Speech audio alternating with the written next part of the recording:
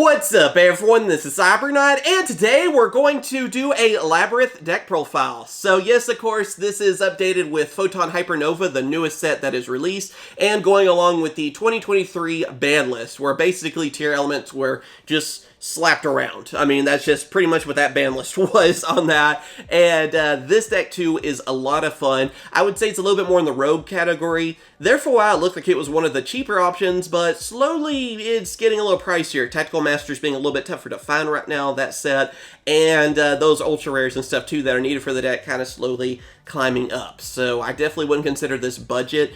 Maybe if you have the cards early, you could call it that.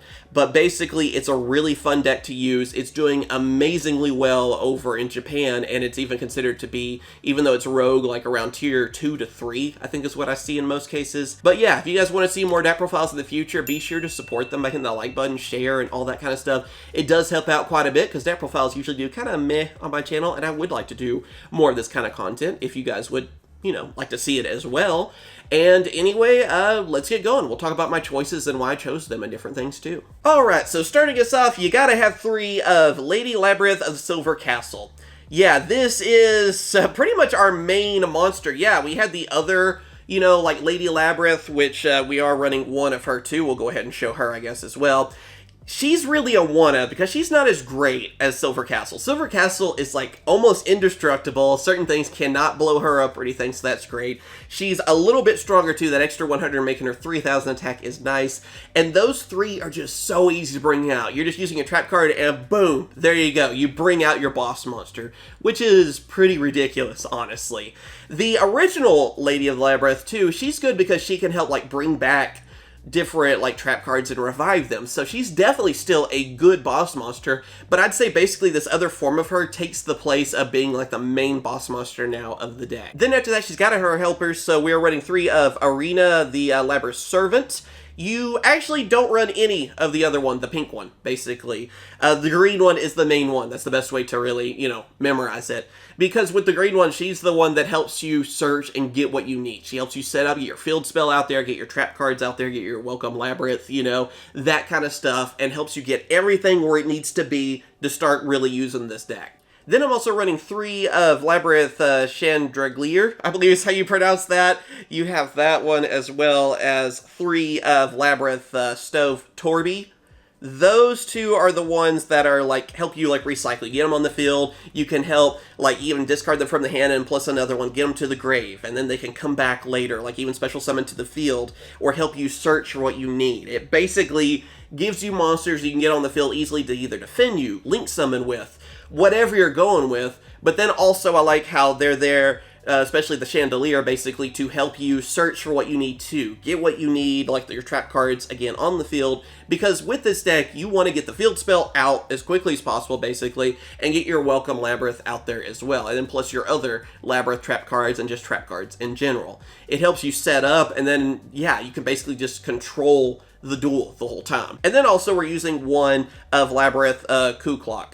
This is another one too that kind of has the same ideas behind it. Not, I feel like, as useful as the others, but being able to help you kind of recycle and get what you need to then help get your trap cards and your field set up is still good. And then of course too, we are also running 3 of Absolute King Backjack. This is another great card. I mean, that's the reason it was in Tactical Masters and reprinted as well, so it's much cheaper to get these days. I think the build does really well with this. If you wanted to go even more expensive, you could take out all 3 of these though, and I've seen people use like 3 of Fenrir, Kashtira Fenrir, because really that card works in every deck. Even though it's for Kashtiras, it does work with everything. So I've seen builds on that too. I like this build a little bit better. It's a little bit cheaper, and the consistency is really good too, because with this card, it can help you make sure the top like 3 cards of your deck are what you want them to be, because you can place them in different order. And then also too, if you know that you have a trap card on top of your deck, you can use this other ability where you just, you know, banish him, and then you get to draw, and you get your trap card. And being able to choose kind of what you're going to draw into and set that up really helps out quite a bit. I mean, obviously, if you know what you're about to draw and everything, you're like, oh, okay, I'll just set this up, and he helps you do all of that and get things where he needs to be. So definitely recommend him for that too. Now, we don't run many spell cards, but we do have a few. First off, we have Labrynth. This is, of course, the main field spell. You only really need one, though. It's easy to get back if something happens or whatever, but you have so many searching potentials and everything. It's really a one-of, because you want to have as much room as you can for basically like your trap cards and stuff, too. So it's easy to get when you need it, and is never a problem. And when you have this card out there, too, again, it just makes it so you have basically control over the whole duel, really, you know, and control of what your opponent is doing. Also, another good field spell is Necro Valley. This one's getting a little bit more hype behind it. Necro Valley has been getting, you know, that extra push because it is good to be able to stop the graveyard. I think it was mainly because tier elements, but still, if you don't have a Necro Valley, maybe it's expensive or whatever, because it is climbing, you can go with another Labrynth if you want to, if you want that second one to feel a little safer. But this card is still really good, especially we are using Metaverse, which we'll get to here in a little bit. But being able to just flip that, you know, Metaverse over and then even go into Necro Valley, you can just basically switch off a lot of different decks. It's like, no, you're not doing that anymore. If they rely on their graveyards, like, no, we don't do that here. And then the last of our spell cards, I am running 2 of Temple of the Kings. This card's kind of funny because we're not using Circuit, you know, Mystic Beast Circuit, that's what it's mainly for. Basically, this card lets you use a trap card as soon as it's set. That's what's nice. So if you want to go ahead and start getting your plays going and get out there, that's what's good about this. Especially that Welcome Labrynth, get it out. Yeah, that's what's really nice on this. And then now for the trap cards, which we have quite a few of them. So first off, we have 3 of Welcome Labrynth. This is your main trap card, I would say, for the deck. I mean, it's still definitely one of those main ones that you're going to use. And what's awesome about it is it basically gives you that searching ability. So I mean, you can go for like Silver Castle if you want. You can go for the green like Servant. I mean, basically you want to get one of your Labyrinths out there to help you set up the rest of your stuff. And then when you also have the field spell out, then you're getting a destruction effect from that too. So you can destroy one of your opponent's cards, which obviously that can come in handy for you, help you get what you want on the field and get rid of what your opponent could have to stop you or be in the way.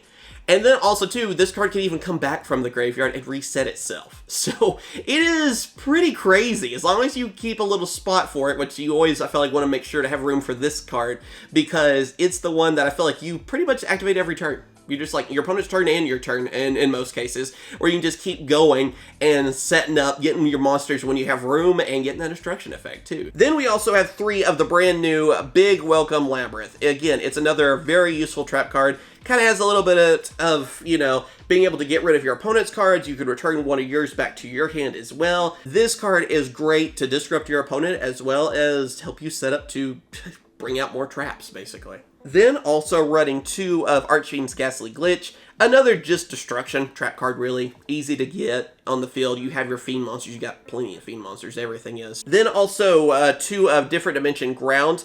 This is kind of your, what was it, Dimension Shifter, basically, kind of idea, where instead of being sent to a graveyard, they get banished instead. So against a lot of your decks, that just destroys them. I mean, honestly, it's just like, no more, not a problem anymore. Then also 3 of Trap Trick.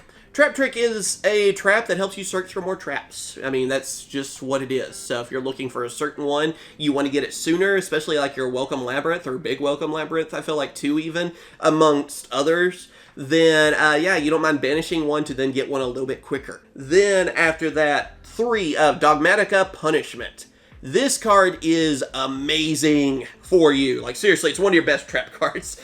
Basically, you get rid of one of your cards from the extra deck, which is most of the time a good thing. We'll go over that when we get to the extra deck. I'll tell you which ones you basically want to get rid of.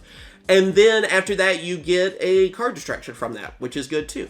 And then after that, I am also running 2 of Ice Dragon's Prison, just an all-around good trap card. I mean, if you're running any traps at all, it's probably one of the best ones in the game right now. So have a couple of those, it's just good. And last but not least, Metaverse. It is terraforming in a trap card.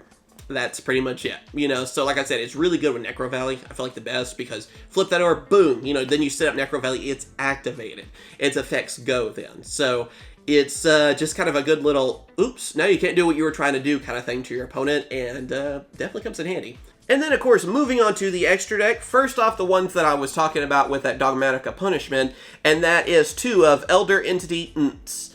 I believe that's how you pronounce her. I don't know. I've always said it that way. But anyway, whenever she is sent from the extra deck, you know, to the graveyard like that, she gets to destroy a card on the field. So think about it. You use Dogmatica Punishment, you choose her, and then you're destroying 2 cards. There you go. And then on that same note, we're also running one of Garura, Wings of Resonant Life. Same idea, basically, except this time we also get to draw. Now, I would probably run 2 of these. I only have 1 right now, so if you have a second, go for it. I think he'll drop down in price a little bit more too, but if you have 1, definitely at least have that. But he's even better at 2. It's the same idea. Like I said, it's just, hey, want to draw a card too? Okay, cool. You know, so it comes in handy for that. Then, of course, let's see, kind of the usual stuff, I feel like, for most of this. We have number 41, gotta have that Buguska. Just a good rank 4. I'm also using Raidraptor Ultimate Falcon. It's a good target for punishment as well, so why not? Then we have Zeus because of Buguska and stuff too. I mean, it's not hard to go for a rank 4, and then you could turn it into Zeus later. So why not make him even better, an even stronger scary monster to deal with? And then after that, it's Link Summon City, because we are using one of Underworld Goddess, the Closed World. Really good, because a lot of Link monster decks out there, so why not even use one of your opponent's monsters to be like, hey, you know, I like Link Summoning too, let's use some of yours. So it's good for that. Also, kind of a cool punishment target is that I'm running 2 of Tri-Brigade Arms Bosphalis 2. The reason I'm running 2 of these is because, yeah, if I had 2 of the other bird, it would be better, you know? Basically, you send him to the graveyard because of punishment, and because of his high attack, with that 3,500, he's really good target. And then also you can get rid of another card from your extra deck. So go with the other bird. Go with your fusion. Like I said, Garuda, or however you pronounce it. Get rid of that. Then you're also drawing a card. And you're getting rid of a strong card from that too. So just really good. And I'm running 2 of him because basically I'm going to make room for that other one. So yeah. And you could really just take out Ultimate Falcon if you want something easy to take out. That would be one of my first choices, by the way.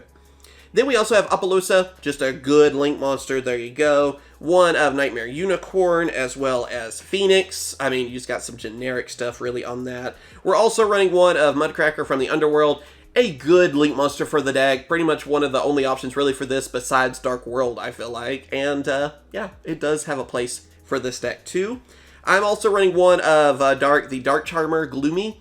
This is another one, if you wanted, you could take it out and put another one of those in, or just something else, but I just feel like it's just a nice little choice, just in case. So, yeah, we have the room, so why not?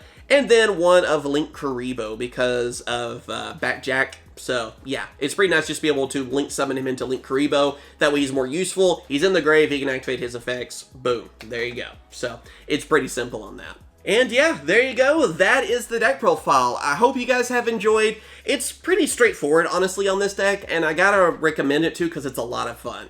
It's getting pricier because, again, it's done so well in Japan, and honestly, from, you know, the rarity boost they keep giving it now in the main sets too. I think it will even get more support in the future as well. But yeah, tell me what you guys think. As always, thank you guys for watching, like and subscribe and all that. I greatly appreciate it.